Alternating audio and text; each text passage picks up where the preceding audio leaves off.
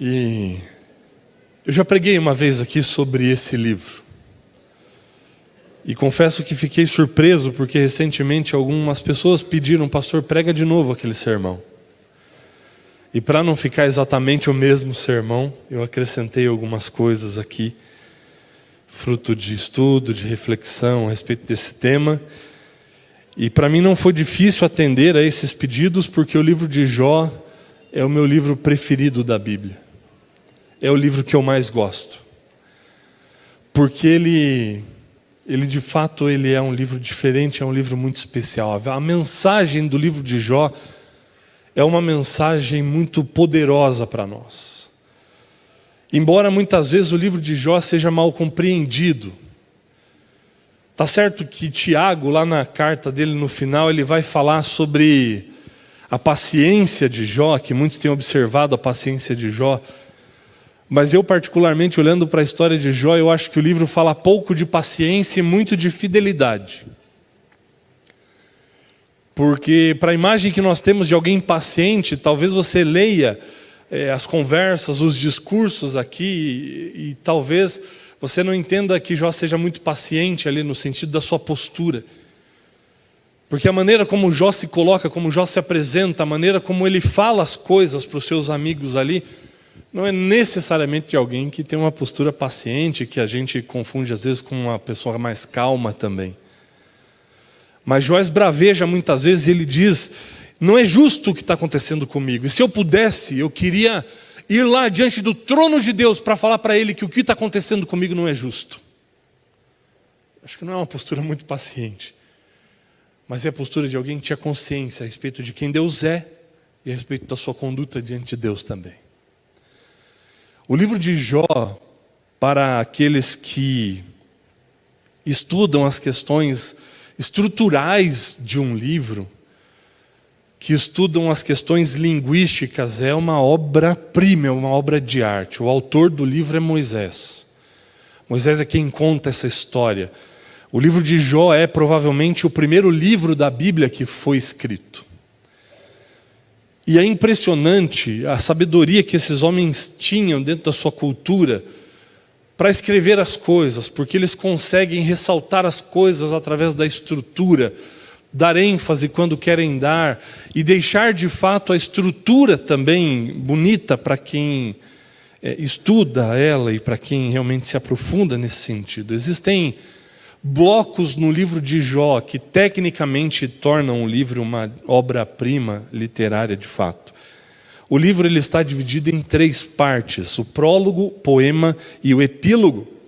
O poema é dividido em 3 partes. E a parte do poema são os discursos, as falas, os diálogos que existem entre eles. O começo e o final é escrito em prosa. O meio do livro, do capítulo 3 até praticamente o capítulo 38, é escrito na forma de um poema. E então o poema é dividido em 3 partes: o diálogo de Jó com os amigos, o discurso de Eliú e a intervenção de Deus. A discussão entre Jó e os seus amigos acontece também em 3 ciclos. Cada ciclo contém 3 discursos de Jó, um de cada um dos seus amigos. Na parte final de Jó também há 3 discursos. Deus é apresentado fazendo 3 pronunciamentos e o epílogo no final também é dividido em 3 partes. Então é uma coisa que tecnicamente você vê que foi algo pensado, algo que foi conduzido por uma mente extraordinária de fato para poder escrever dessa maneira e trazer essa mensagem. Sem falar de outras estruturas que a Bíblia toda apresenta, como a estrutura quiástica, que destaca aquilo que está no meio, enfim. A Bíblia de fato é um livro extraordinário, o livro de Jó também, como obra literária, se destaca em função disso. Mas isso eu confesso que não é o que me chama mais atenção no livro de Jó. O que me chama mais atenção no livro de Jó é porque esse livro, ele descortina para nós o grande conflito. Sabe quando você assiste um filme e depois você vai ver aquele atrás das cenas?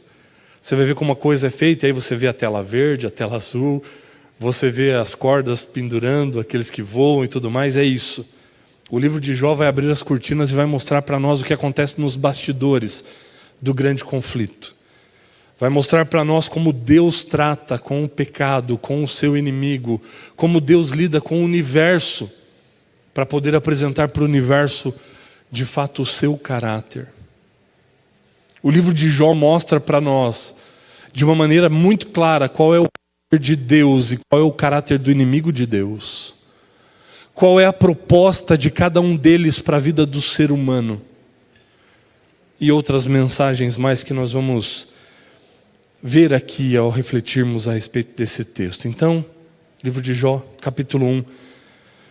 No verso 1, nas primeiras palavras, nós já temos uma grande lição. Nós poderíamos até parar por aqui já para aprender muita coisa.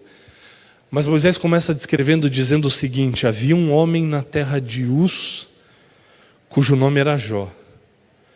Homem íntegro e reto, temente a Deus e que se desviava do mal. Não é sempre que a origem da pessoa é mencionada no sentido de onde ela mora, onde ela habita e tudo mais, mas aqui isso é mencionado. Ele era um homem da terra de Uz. Onde era a terra de Uz? A terra de Uz ficava na região de Edom. Tá, que diferença isso faz? Quem eram os habitantes da terra de Edom? Os descendentes de Esaú. Então isso mostra para nós que esse homem que está sendo descrito aqui não é um israelita. Ele não é um descendente de Jacó, que se tornou Israel. Então é alguém fora do povo escolhido de Deus para uma missão específica naquele contexto.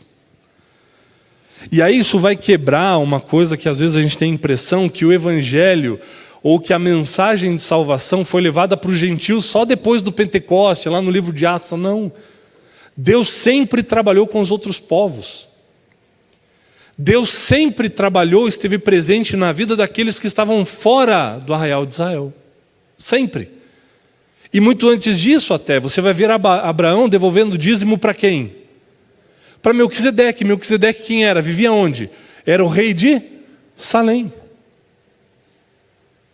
De uma ordem que Deus havia determinado. Depois, no livro de Hebreus, isso vai ser mencionado com relação ao ministério de Cristo, que é sacerdote segundo a ordem de Melquisedeque. O que quer dizer isso? Não é mais pela linhagem de Arão, não é por uma questão, vamos dizer assim, necessariamente humana em termos de linhagem, mas é o estabelecimento do ministério pelo próprio Deus. Deus é quem estabelece esses ministérios. E se a gente fosse tirar uma lição disso aqui, já é o seguinte: às vezes a gente tem a pretensão, ou a presunção de achar que a gente vai levar Deus para as pessoas, né? Não, Deus está comigo e não está com quem está lá fora, não. Deus já está com eles lá. Tem muita gente íntegra, reta, temente a Deus e que se desvia do mal aí fora. A gente tem que abandonar o preconceito religioso, achar que o mundo precisa ser adventista, que precisam estar com o nome aqui registrado na nossa igreja. Não precisa. E Ellen White até diz que o povo de Deus está espalhado em todas as religiões e que é até bom que eles não venham por enquanto, porque muitos poderiam se frustrar, que a gente precisa crescer muito ainda. Deus trabalhava com esse homem, não era dentro do meio do povo de Israel. Era um homem da terra de Uz, descendente de Esaú, mas era um homem íntegro, reto, temente a Deus e que se desviava do mal. Essa palavra íntegro precisa chamar a nossa atenção. Era um cara de sim, sim, não, não. Ele não mudava dependendo da situação, dependendo do ambiente, dependendo das pessoas que estavam com ele. Ele era o mesmo em todos os lugares, ele vivia aquilo que ele pregava. E isso é tão forte na vida dele, que daqui a pouco a Bíblia vai mencionar uma coisa aqui que faz toda a diferença. Porque a gente tem a tendência de buscar a Deus quando? Quando está tudo bem? É no perrengue, né? É na dificuldade. Mas a Bíblia vai dizer que esse homem era o maior de todos os do Oriente. Sabe o que ele fazia? Buscava a Deus. Era um homem temente a Deus. Era um sacerdote do seu lar, intercedia pelos seus filhos. Olha só o que Moisés vai continuar dizendo. Versículo 2: nasceram-lhe 7 filhos e 3 filhas. Possuía 7.000 ovelhas, 3.000 camelos, 500 juntas de bois e 500 jumentas. Era também muito numeroso o pessoal ao seu serviço, de maneira que este homem era o maior de todos os do Oriente. É muita coisa. Ser o maior do Oriente é muita coisa. Seus filhos iam às casas uns dos outros, faziam banquetes, cada um por sua vez, e mandavam convidar as suas 3 irmãs a comerem e beberem com eles. E decorrido o turno de dias de seus banquetes, Jó chamava os seus filhos e os santificava. Fico pensando, né? Você, pai, quantas vezes você fez isso na sua casa? Você é o sacerdote do seu lar, quantas vezes você chamou seus filhos para santificar os seus filhos, para abençoar os seus filhos? Sabe qual era a preocupação de Jó? Decorrido o turno de dia, ele os chamava, levantava-se de madrugada e oferecia holocausto, segundo o número de todos eles, pois Jó pensava no coração: talvez os meus filhos tenham pecado diante do Senhor. E assim Jó fazia continuamente. Ele era o líder espiritual da sua casa. Tendo tudo, sendo o maior do Oriente, a preocupação do coração dele era essa: de andar de maneira reta e íntegra diante do Senhor e de cuidar dos seus. Deixa eu perguntar uma coisa para você que vai fazer sentido quando a gente for estudar o restante. Humanamente falando, tá? Tira a questão espiritual, tira tudo isso agora. Humanamente falando, um camarada que tem uma postura como essa merece o quê? Bênção ou maldição? Merece coisas boas ou coisas ruins? Humanamente falando é isso, né? Ok, um cara desse merece coisas boas. De repente há uma quebra aqui. E aí agora a cena sai de olhar para a vida de Jó e tudo mais, e agora a Bíblia nos leva para um lugar no universo. A gente não sabe onde é esse lugar. Provavelmente não é o céu onde Deus habita. É algum lugar do universo. Por quê? Porque Satanás vai estar presente ali. A gente sabe que ele perdeu acesso ao céu. Em algum lugar do universo, a Bíblia vai dizer o seguinte: num dia em que os filhos de Deus vieram apresentar-se perante o Senhor, veio Satanás entre eles. Quando você vai estudar todo o contexto do livro, para tentar entender do que se refere isso, se são anjos, se não são, o que é que são, o contexto posterior aqui vai dizer para nós e vai ajudar a gente a entender o seguinte: muito provavelmente, essa reunião, esses filhos de Deus que vieram se apresentar, são representantes dos mundos não caídos. Por que a gente entende isso? Pelo contexto vai ficar mais claro para você. Mas em algum momento, em algum lugar do universo, Deus estava reunido com os representantes dos mundos criados e não caídos. E o fato da Bíblia mencionar assim, e Satanás também estava entre eles, há um destaque para essa figura, e esse destaque é feito de uma maneira dando a entender que ele estava ali, mas não era para estar. A gente usa uma expressão, às vezes, nem sei se usa mais, né, mas a gente usava lá, que era o famoso bicão. O cara que entrou de bicão. Vai na festa sem ser convidado. É mais ou menos essa ideia, que estava lá de bicão. Porque os representantes dos mundos estavam ali, mas Satanás estava também. É essa a ideia do texto. Não era para estar, mas estava lá também. E o que é que leva a gente a entender isso? O diálogo na sequência. Porque quando Satanás se apresenta ali, o que é que Deus pergunta? De onde você vem? Como quem quer dizer o seguinte: você está representando o que aqui? E o que dá a entender isso é a resposta de Satanás. O que é que Satanás responde? Eu vim de rodear a terra e passear por ela. Essa é uma expressão idiomática do hebraico que significa, na sua essência, o seguinte: eu vim de um lugar onde eu tenho domínio. Porque rodear a terra, sabe quando você tem uma fazenda, uma propriedade, o dono da propriedade vai andar circundando a sua propriedade? Essa é a ideia. Eu venho de um lugar que é meu, eu venho de um lugar onde eu domino. Eu venho de um lugar onde eu subo, eu desço, eu entro, eu saio, eu faço o que eu quiser a hora que eu quiser, é desse lugar que eu venho. Então eu estou requerendo o meu lugar nessa assembleia como representante da terra. porque lá eu faço o que eu quero. E aí, dentro desse contexto de Satanás requerer nessa assembleia um lugar como representante da terra, por julgar ele ter domínio sobre a terra, é que Deus diz o que para ele? Observaste o meu servo, Jó? E é interessante que quando você vai ler no hebraico, esse termo aqui, observaste, ele tem um cunho muito militar. Essa palavra traz consigo esse peso, um peso militar, no sentido de observar, espreitando. Como um exército que vai atacar o outro, espreita e observa para encontrar algum ponto vulnerável, algum ponto para poder ser atacado, algum ponto frágil. E aí Deus diz, observaste o meu servo Jó? Você viu? Você espreitou ele? E Deus sabia que ele já tinha feito isso, que ele já tinha observado. E aí Deus vai dizer, porque ninguém há na terra semelhante a ele, homem íntegro e reto, temente a Deus e que se desvia do mal. Deus é que traz Jó para o meio da conversa. Deus é que aponta o canhão, vamos dizer assim, na direção dele. E por que é que Deus faz isso? Dentro desse contexto, era porque Satanás estava requerendo um lugar naquela assembleia como representante da terra. E ele estava alegando que ele tinha domínio sobre tudo, mas Deus olha e fala assim, peraí, você diz que tem domínio sobre tudo? Mas tem um lugar ali que você não conquistou ainda, é o coração do Jó.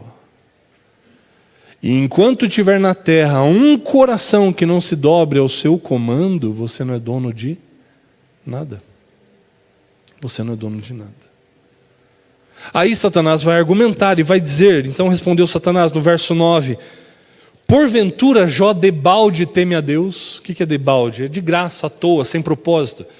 Por acaso é à toa que ele te serve? É de graça, é voluntariamente que ele faz isso para você?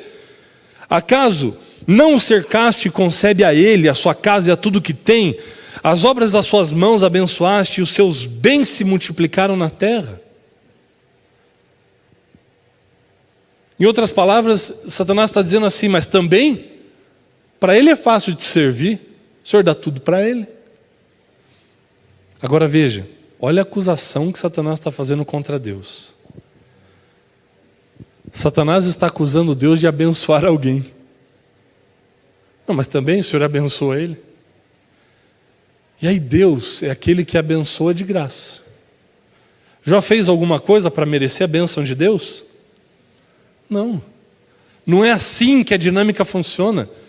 Deus abençoa porque Ele é abençoador. A integridade de Jó é uma resposta àquilo que Deus fez apenas.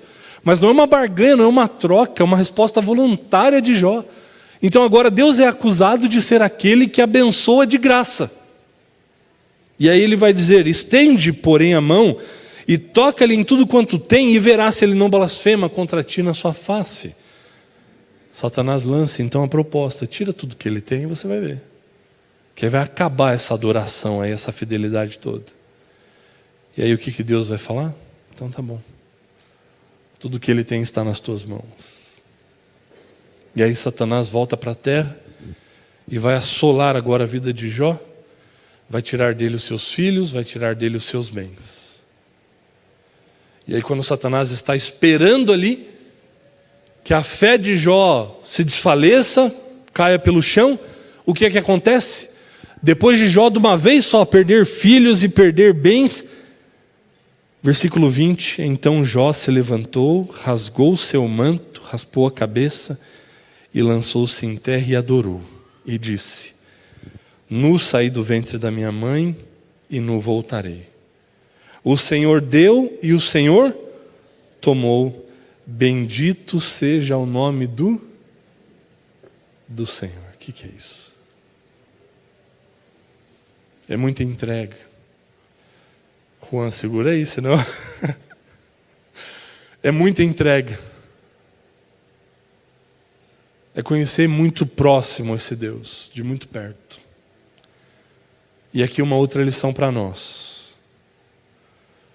Quando o inimigo assola a nossa vida, sabe o que ele espera? Blasfêmia, desistência, desânimo, questionamentos. Mas ele não está preparado para uma coisa, para o louvor. Ele não está preparado para quando ele assola a vida de alguém, essa pessoa devolver louvor para Deus. Ele não está preparado para isso. Isso desestrutura o poder do mal, porque ele não consegue resistir a isso. Uma nova Assembleia de Deus em algum lugar do universo, Satanás volta lá. Deus pergunta de novo, de onde você vem? Ele diz de rodear a terra, está insistindo na questão. Mas você não viu Jó? Você tirou tudo dele, o que ele fez? Ele ainda assim foi fiel a mim. Ele ainda assim ergueu um louvor ao meu nome. E aí Satanás vai dizer no verso 4 do capítulo 2, pele por pele, tudo quanto homem tem dará pela sua vida. Estende, porém, a mão, toca-lhe os ossos e na carne, e verás se não blasfema contra ti na sua face. Disse o Senhor a Satanás, eis que ele está em teu poder, mas poupa-lhe a vida. Você vê que quando Deus estabelece os limites, o inimigo ele não insiste, porque ele sabe com quem ele está falando. E essa é uma outra lição para nós. E Deus já deixou bem claro na sua palavra que Deus não permite provação que não possamos suportar. Ele coloca os limites. Satanás só pode fazer, só pode agir o que Deus permite que ele faça. E há um propósito para que ele ainda esteja permitindo, mas os dias dele estão contados. E tudo isso vai ter um fim. Amém? Tudo vai terminar bem. Mas Jó não está sabendo do que está acontecendo. Jó está louvando a Deus, mas começam a surgir questionamentos, perguntas, questões que precisavam fazer sentido para ele, porque ele não está sabendo que Deus está tendo essa conversa com o inimigo lá no céu. E aí o inimigo vem e toca a vida de Jó no sentido de tirar a sua saúde também. E aí diante de tudo isso, o que é que Jó vai fazer? Jó vai louvar ao Senhor. Ele respondeu diante da sua mulher, né? E a gente faz uma imagem muito ruim, negativa da mulher de Jó. Por conta do verso 9 do capítulo 2, então sua mulher lhe disse, ainda conservas a tua integridade, amaldiçoa Deus e morre. E existem algumas maneiras de se interpretar isso, na verdade. Uma delas seria como uma resposta de alguém que estava sofrendo também, porque não foi só Jó que perdeu os filhos e os bens, era tudo da mulher também. Agora você imagina, uma mulher que, casada com o maior homem do Oriente, só usava Gucci, Dolce & Gabbana, Louis Vuitton. De repente não poder ir na feirinha da madrugada. Não foi fácil para ela também. Então uma das interpretações possíveis é que ela tenha também, pela dor que estava sentindo, falou, estamos perdidos, João. Então, perdeu os filhos, imagina a dor que estava sentindo, falou, amaldiçoa teu Deus e morre. Agora uma outra possível interpretação, porque é o seguinte, Jó começa a reclamar do dia do seu nascimento. Fala, por que eu fui nascer? Por que eu fui existir? E como alguém, mexendo com os brios de Jó, poderia estar dizendo assim, bom, você quer largar tudo, então amaldiçoa Deus, porque daí você vai morrer mesmo. Que até agora você viveu por ele, entende? Então existem essas duas possibilidades. A gente precisa deixar em aberto e dar um voto de confiança para ela, até porque ela não pega as malinhas dela e vai para a casa da mamãe, enquanto ele está com a ferida no corpo lá, coçando com telha. Sabe onde que ela está? Ela fica do lado dele.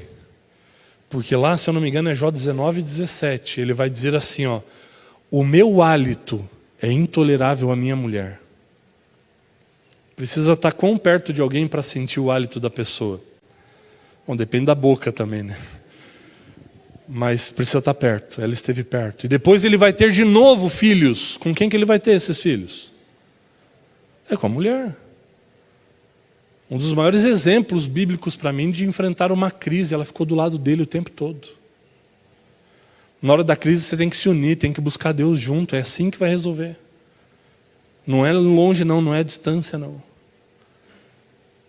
E aí ele vai responder a ela nesse momento, né, onde ainda estava assimilando tudo. Ele respondeu, falas como qualquer doida. Temos recebido o bem de Deus e não receberíamos também o mal? Em tudo isso não pecou Jó com os seus lábios. E aqui acontece uma inversão, que talvez Satanás nem tenha percebido que aconteceu e que fez parte talvez do plano de Deus. Porque qual que é a acusação dele? Mas o Senhor abençoa de graça. Só que quando, diante da argumentação, Deus permite que Satanás toque na vida de Jó, agora o caráter de Satanás é revelado, porque se de um lado você tem Deus que abençoa de graça, lembra a pergunta que eu fiz humanamente falando, o que um homem desse merece? Só que aí o que Satanás traz para a vida de um homem desse? Maldição. E aí agora Satanás, ele é aquele que amaldiçoa de graça. E muitas vezes as provações são permitidas ainda dentro desse período do grande conflito para que fique provado para o universo qual é o caráter de Deus e qual é o caráter do inimigo de Deus. Mas isso vai ter um fim, vai chegar um momento em que vai estar mais do que provado para todo o universo. Quem é cada um? E é nesse momento que Cristo vai voltar e a gente vai viver debaixo do propósito de Deus para a eternidade. Os caráteres, como é que é o plural de caráter? Os caráteres. O caráter de cada um é provado aqui. Fica evidente quem é quem nesse contexto. Mas Jó está vivendo tudo isso e não sabe por quê. Já passou por isso? Já enfrentou alguma provação sendo fiel a Deus? Já resistiu à provação de fazer, quem sabe, uma prova no sábado, na sexta-feira à noite? Já disse não para uma oportunidade de emprego, para ser fiel a Deus e guardar o sábado? E sofreu por conta disso? Já foi zombado em algum ambiente por se denominar cristão? Por dizer que crê no que crê? Porque para nós não faz sentido justo sofrer mesmo sendo justo. E pode ser que para muitas coisas a gente não tenha respostas mesmo. Porque a gente não sabe o que está acontecendo lá no céu.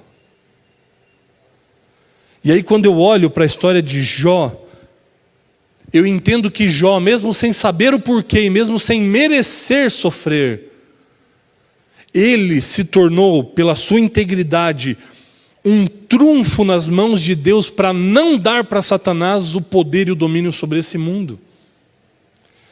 Talvez o seu sofrimento e a sua luta possam estar acontecendo simplesmente porque você é um trunfo nas mãos de Deus para não dar o governo desse mundo para Satanás. E aí muita coisa começa a fazer sentido. Porque quando Jesus se levantar no santuário celestial e disser, está feito, agora eu vou buscar os meus filhos. Aqueles que estiverem vivos ainda vão viver um período aqui na terra, mas sem um intercessor no santuário. E aí existem muitas teorias, algumas dissidentes aí, mas como que a igreja entende esse período? Por isso que vai se cumprir. O justo continue na prática da justiça e o ímpio na prática da iniquidade. Por que não morre mais nesse período? Porque os justos que permanecerem vão permanecer justos e justificados por Cristo para não dar o controle para Satanás. Imagina, se Deus permitisse que os justos morressem nesse período, só haveriam ímpios aqui, Satanás poderia assumir o controle ou requerer o controle. Isso também não quer dizer que a última geração vai ser perfeita. Aqui não dá tempo da gente abordar isso aqui, vou tratar num outro dia. Agora, pecados de rebelião não vão acontecer mais.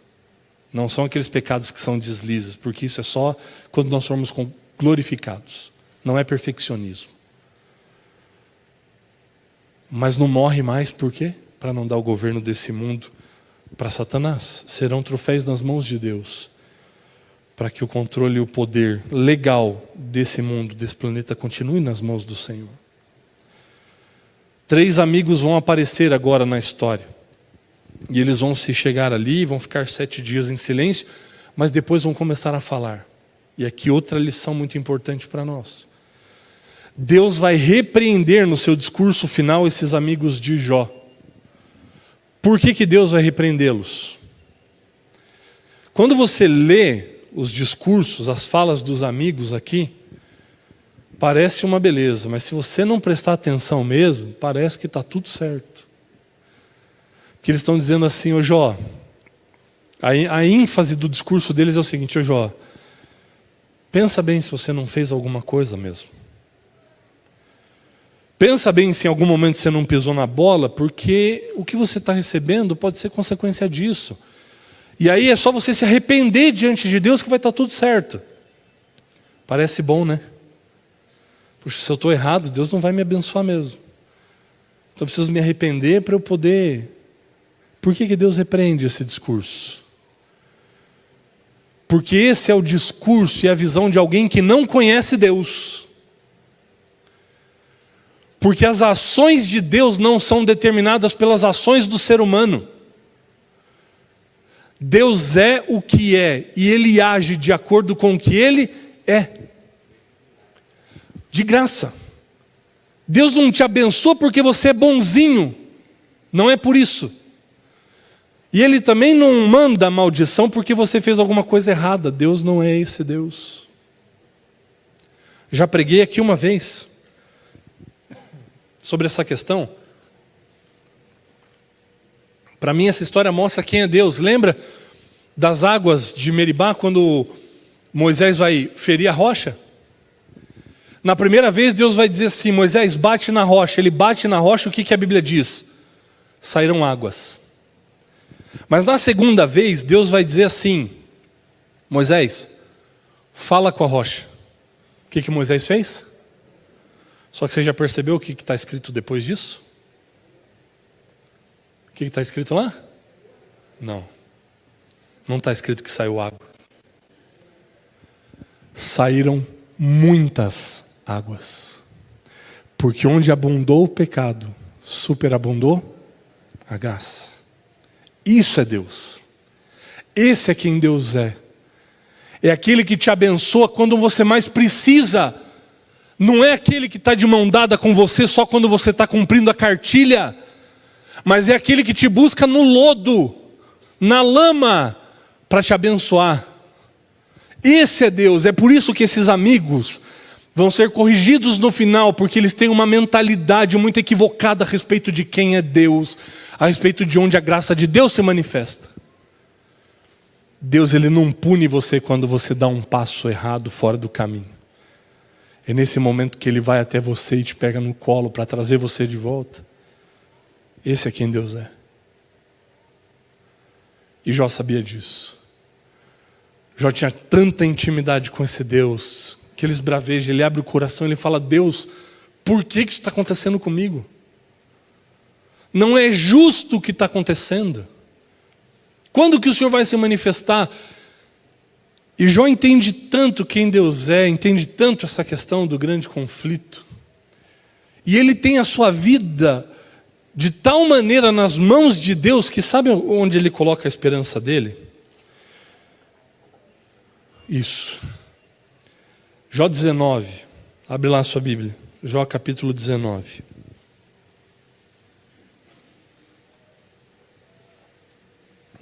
É no verso 17 mesmo que fala da esposa. O meu hálito é intolerável à minha mulher. Jó 19, verso 25. Mas eu não sei se você entendeu bem o que Jó está dizendo e está declarando nesse verso aqui, porque isso também é uma lição muito poderosa para nós. Porque no verso 25 ele vai dizer o seguinte: porque eu sei que o meu Redentor vive, e por fim ele se levantará sobre a terra. Depois, revestido este meu corpo da minha pele, em minha carne verei a Deus, vê-lo-ei por mim mesmo.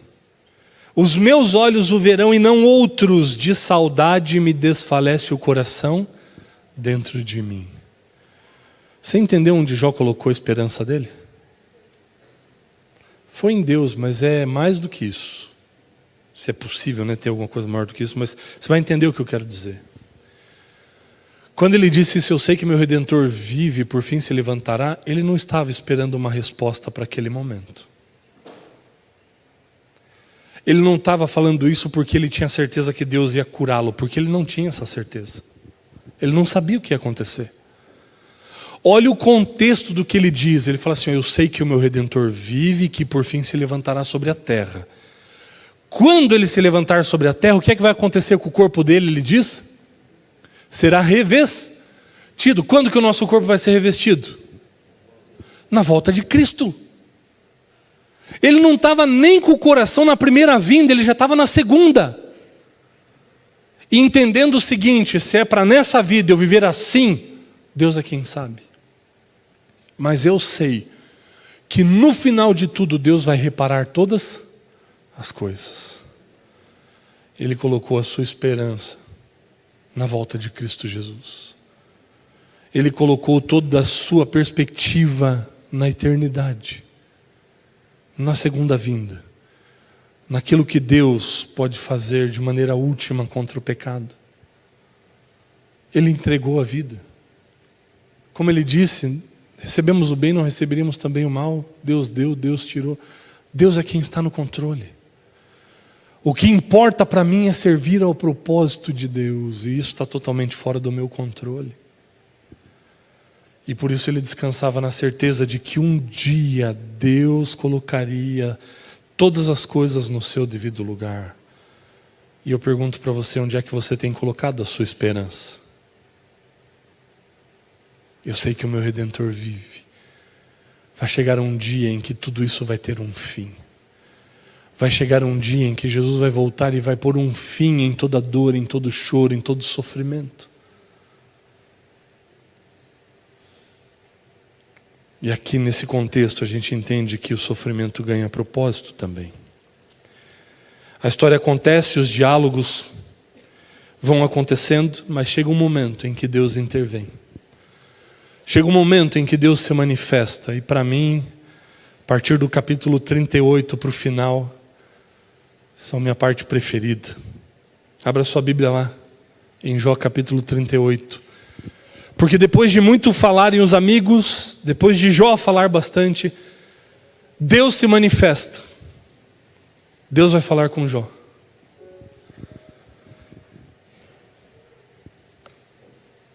E Deus... Uma coisa interessante aqui, que eu esqueci de mencionar no começo.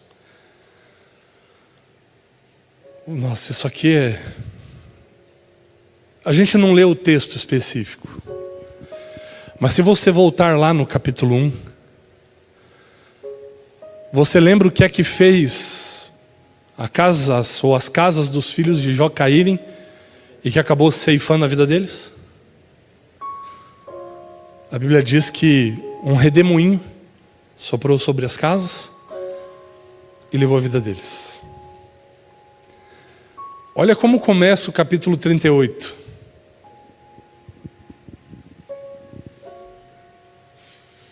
Depois disso, o Senhor do meio de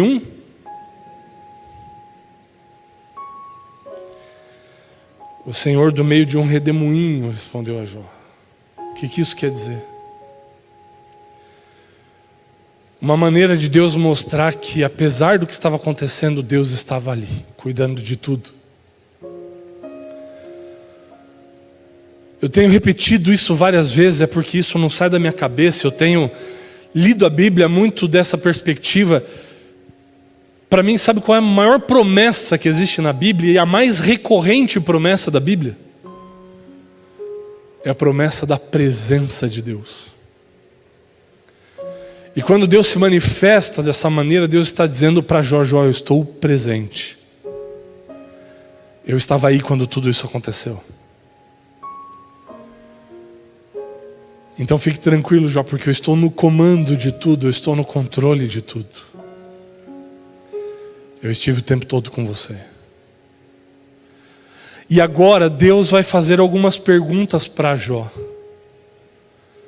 que Ele poderia muito bem fazê-las para mim e para você hoje também.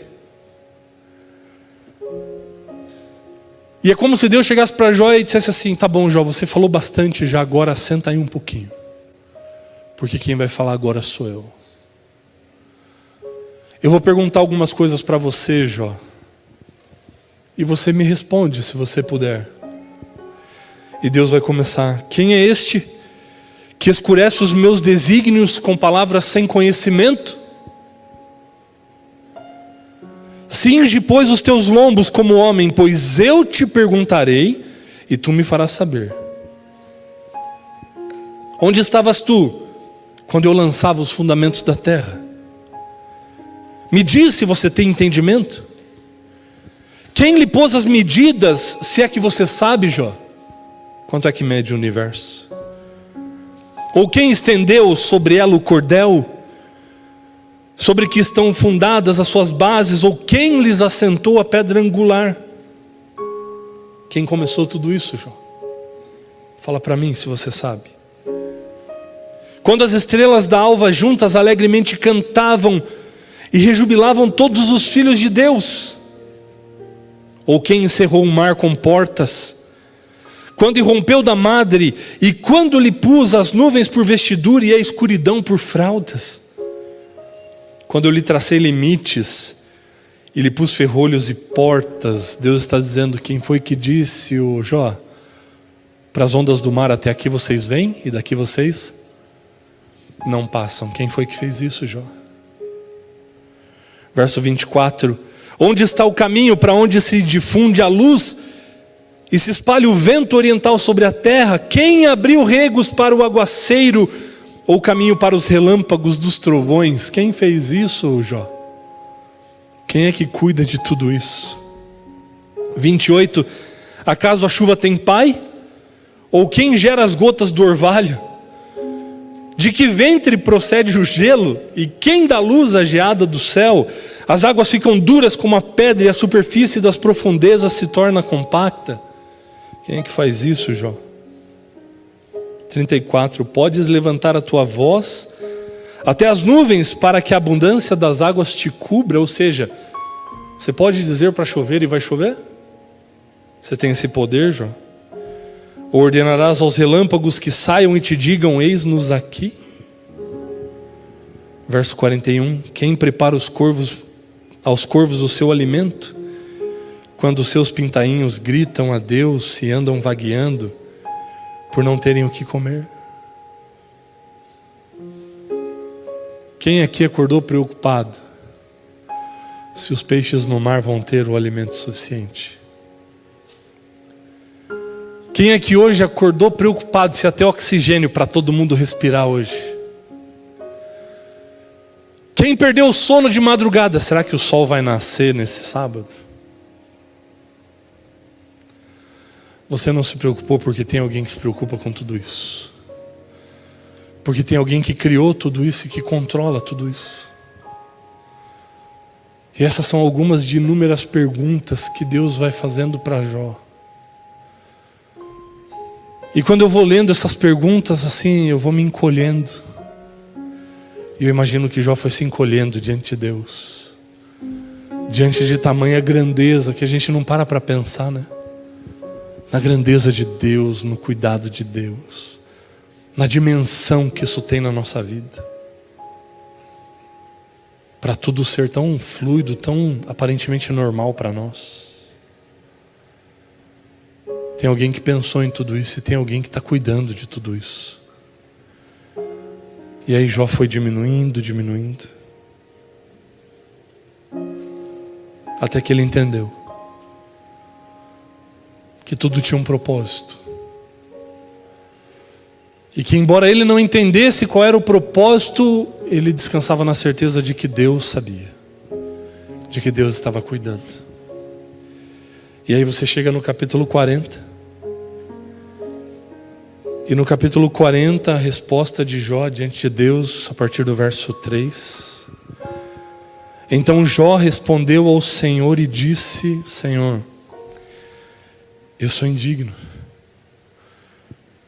Eu não sei responder sequer uma dessas perguntas aí. Que te responderia eu?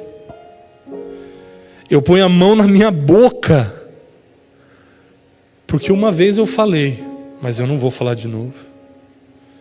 Aliás, eu falei umas 2 vezes, Senhor. Mas eu não vou continuar. Eu vou me calar diante do Senhor. Então, de novo, o Senhor, do meio de um redemoinho, respondeu a Jó: cinge agora os teus lombos como homem, que eu te perguntarei, e tu me responderás. Acaso anularás tu de fato o meu juízo? E aqui Deus mais uma vez vai colocar as coisas no seu devido lugar. Quem somos nós para darmos algum tipo de conselho para Deus?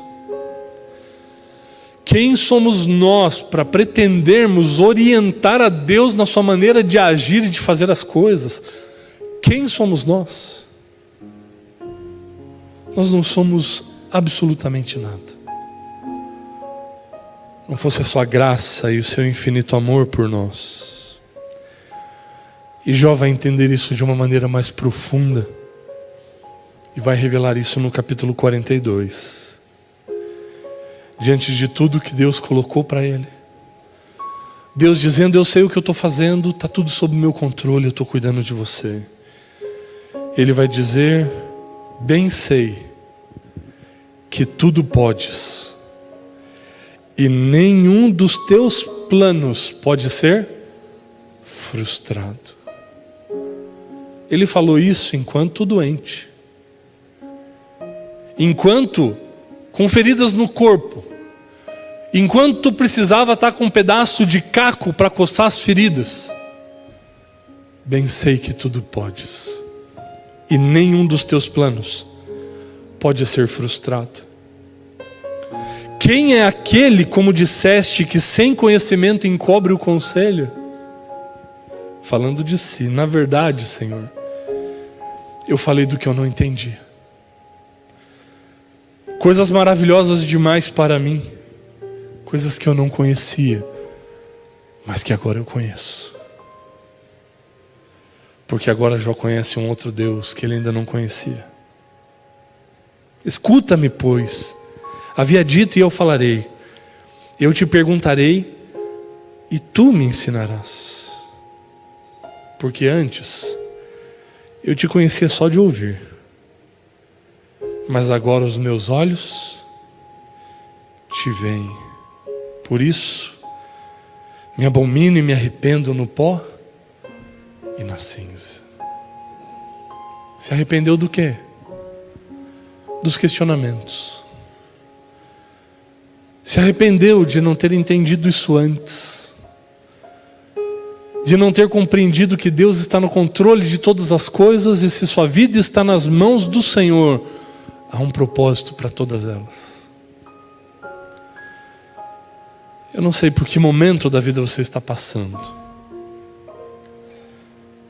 Pode ser que, assim como Jó, você esteja sofrendo por ser justo, íntegro, reto, por buscar a Deus. E eu não tenho uma resposta para isso também. A resposta que eu tenho é que a gente tem que olhar para a vida de Jó,